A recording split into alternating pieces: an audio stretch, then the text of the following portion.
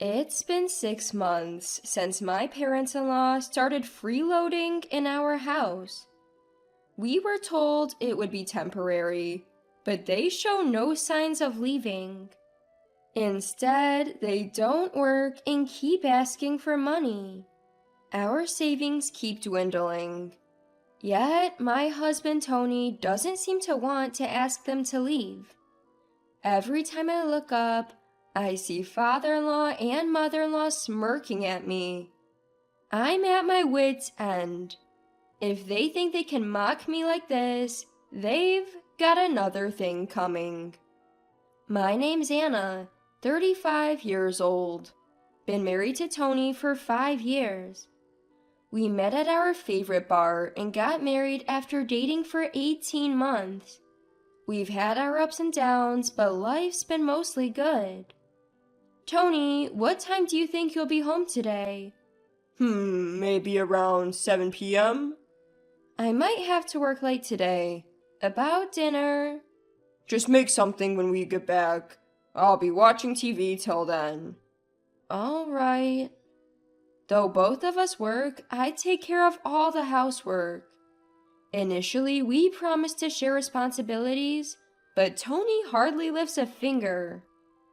If he does, it's usually to complain. Arguing only leads to more disputes, and he'll just quit doing chores altogether. It's faster if I just do everything. This has been our routine since our 2nd year of marriage.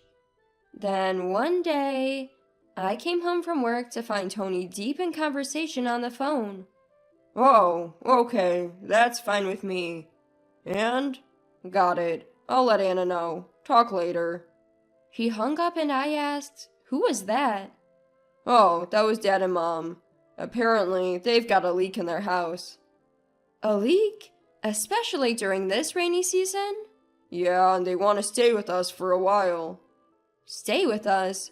Wait, you mean move in with us? Well, we do have the extra room. It's not a big deal. Are you kidding me? I don't want to live with them, especially not those two. There's a reason I'm not thrilled about living with my parents-in-law. They're terrible with money. Father-in-law is obsessed with the lottery, even though he has a stable job. Mother-in-law works part-time just once a week. They constantly waste money and regularly ask us for financial help. When my step-grandfather was hospitalized, my parents-in-law didn't even visit. I was the one caring for him and visiting regularly. Anna, I can't thank you enough. Don't mention it. We're family. Here's a week's worth of clothes for you. Always so kind. If my family ever upsets you, come straight to me. I'll handle it. Thank you. I just hope it gets better soon. I'll repay your kindness someday. After his release, my step-grandfather, disappointed in my parents-in-law, kicked them out. With nowhere to go and little savings, my parents-in-law rented a cheap apartment. So when Tony says parents' house, he's referring to the apartment my parents-in-law had moved into. Their behavior is so troubling that even their own parent disapproves. It's no wonder I'm worried about living with them. I'm sorry, but living with them all of a sudden, I can't. I told Tony straight up. What? Why? They're in trouble. I get that, but remember when they asked us for money for living expenses? If they live with us, they'll rely on us even more. Don't worry, I'll talk to them about it. Talk to them? What will you say? They each handle their own expenses. That should work, right? But... So what? You want them to stay in a leaky house? That's not what I meant. Tony gave me a hard look, making me feel guilty. I don't want to be cold to my parents-in-law, but because of our past, I'm worried about living together. That said, I can't just leave them in the lurch. Reluctantly, I agreed to Tony's proposal. Okay, just until the leak's fixed, right? Yeah, I guess so. So it's temporary, right? That's what I said. They're struggling. They'll come over tomorrow. Got it, but make sure you talk to them about the living expenses, okay? Rolling his eyes, Tony replied, Yeah.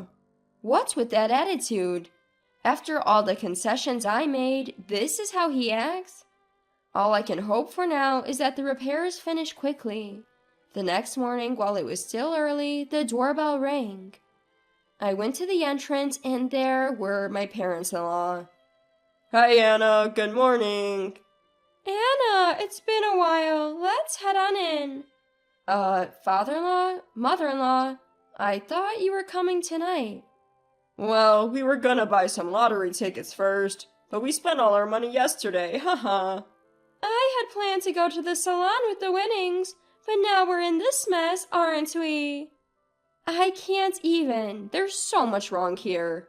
If they spent all their money, just how much did they blow on lottery tickets? Can they really handle their own expenses? From day one, my anxiety was at its peak. Then, as expected, my worries came true. 2 weeks in, I opened the fridge to find all the eggs, bacon, veggies, and even the bread gone. Wait, why? They were all here last night. Mother-in-law, coming down from upstairs, groggily asked, Morning, Anna. Is breakfast ready? No, because all the food from the fridge is missing. Did you? The fridge? The eggs, the bacon, the bread? I was saving them for breakfast. Mother-in-law's face lit up. Oh, we had that as a midnight snack. You ate everything for a midnight snack? We were hungry. Me, husband, and Tony. We just cooked up what we found. Without asking me? It's not a big deal. We're family. Anyway, I'm hungry now.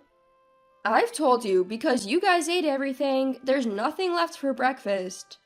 So it's our fault. Maybe if you stocked up properly. What? Just get something for breakfast now. I was boiling with anger at mother-in-law's selfish remarks. It's absurd to think of shopping for breakfast ingredients for them when I'm about to head to work. Quickly getting dressed, I left for the office without a word. Then I received furious text messages from both Tony and mother-in-law. Where are you? Husband and Tony are up. Hey, Anna, where did you go? My parents are hungry.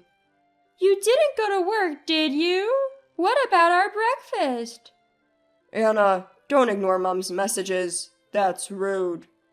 My phone buzzed continuously with a stream of pointless messages. Of course, I didn't reply and ignored all of them.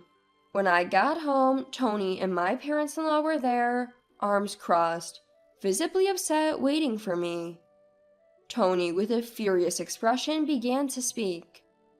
Anna, what the hell? What? Not what. Dad and Mom were starving. Because you guys ate everything. Also, wasn't the deal that we'd all pitch in for living expenses? Yet, I'm paying for everything. Stop making a fuss every time. So uncouth. It's not a fuss. It's important. And the living expenses, that was your idea. Enough. I'll cover Dad and Mom's expenses. Just do the housework. Got it. After yelling at me, Tony stormed off to the living room. My parents-in-law just stood there, smirking at my expense. Why am I the one getting blamed for everything? This whole mess started because of them, not me. From that day on, their condescending attitudes towards me only grew. Holding back my bubbling anger, I somehow managed each day. One day, 6 months after living with my in-laws, I decided to check our joint bank account for the first time in a while, and was utterly shocked by what I saw. What? What's going on? Almost $20,000 is missing. Incredibly, the balance was significantly lower than the last time I checked. Not only were there direct withdrawals, but there were also traces of transactions from the debit card that Tony uses. I quickly confronted Tony. Tony, what's this all about? Why are you shouting? Calm down. What do you mean, calm down? Look at this. Explain. I shoved the bank statement towards him. Oh, that? What's the big deal? The big deal? Look, where did $20,000 go? This is the company for your debit card, right? What did you spend it on? It wasn't me. I gave that debit card to Dad and Mom. What? The shocking truth made everything go dark before my eyes. Anxious to resolve this situation, I turned to Tony for answers. Why? Why are they using a card linked to our joint account? What choice did I have? Dad and Mom said they're broke, and I did promise to cover their living expenses. Well, I didn't know about that. If you made the promise, Tony, you should have used your own bank account. Why did it come out of our joint account? God, you always make a big deal out of everything. What's the problem? Dad and Mom are family to you too, aren't they? I was fed up with Tony conveniently using the family card. All the emotions I held back came flooding out in this crucial moment. I've had enough. Just because they're family doesn't mean they can do whatever they want. That account has half my savings. Half of it is mine too, right? But out of the $30,000 we had, $20,000 is gone. That's $5,000 more than your half. When did you become so greedy? It's really unattractive. I'm not. But how long are you planning to let your parents live with us? It's been 6 months. The roof repair should have been done long ago. Raising my voice, I stared Tony down, but his reply was simple. Repairs? Oh, you mean their place. They gave that up, haha. Wait, gave up?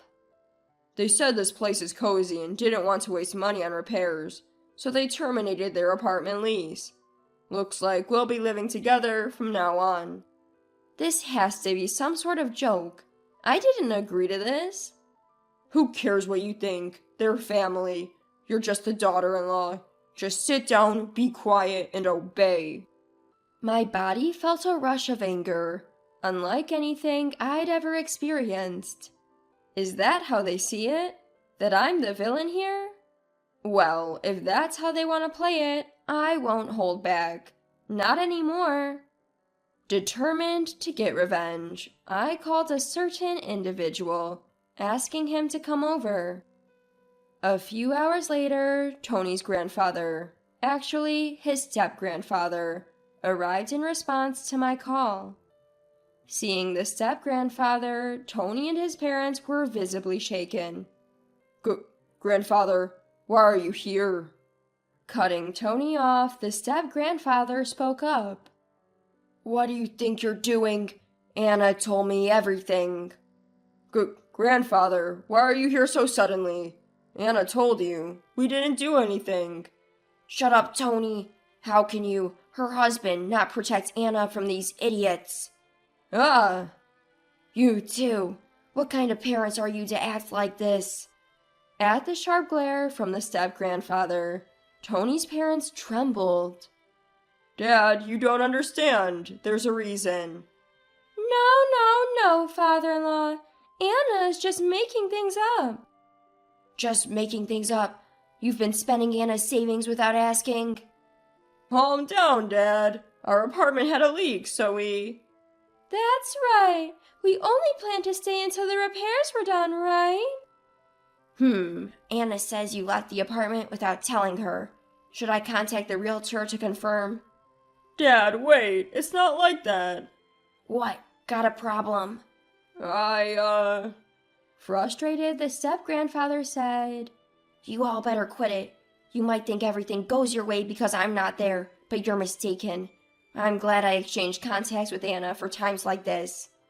Dad and Anna exchanged contacts? When? Shut it. You realize how generous Anna's been until now? Yes, we're sorry. Listen, if you ever bother Anna again, I won't hold back. I'll cut ties with all of you and expose your disgrace to our whole family. Do you understand? Yes, we get it. We won't do it again. Please forgive us." With tears in their eyes, Tony's parents begged, and the step-grandfather drove his point home. "Pay back every cent of Anna's money within a month. If not, I'll sever our ties. And Tony, from now on, I'll live here with you. Got any objections?" "Live here? With you?" "Got a problem with that? Speak up, Tony." "No, not at all."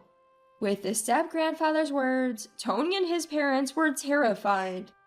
Afterwards, Tony's parents were kicked out by the step-grandfather, who then took on the role of a guardian and moved into our home. It seems the father-in-law and mother-in-law rented a cheaper apartment and are now working their tails off to repay the money they owe me. The father-in-law can no longer live the lavish lifestyle he once enjoyed from a lottery win, and the mother-in-law has had to increase her part-time work to 5 days a week. Without the luxury of spending freely, they must be struggling significantly.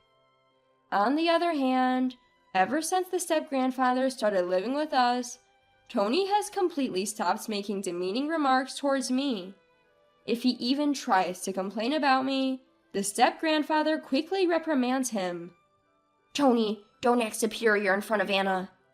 "Grandfather, that's not it." "I heard you talking back to Anna." "I'm sorry, I won't do it again." "If you dare do it again, you'll face the same fate as those idiots." "Please spare me." From then on, Tony began helping with chores, easing my workload. Thanks to that, my stress lessened, and I could focus on my job. Step-grandfather, thank you so much. "It's nothing. Remember, when I was hospitalized 5 years ago, you were the only one who visited. It meant a lot, especially since you had just married. It was just the right thing to do, as family." "That's how I feel too. I just wanted to help my troubled family." Step-grandfather. I can't thank the step-grandfather enough for rescuing me from this situation. I hope to support him in any way I can in the future.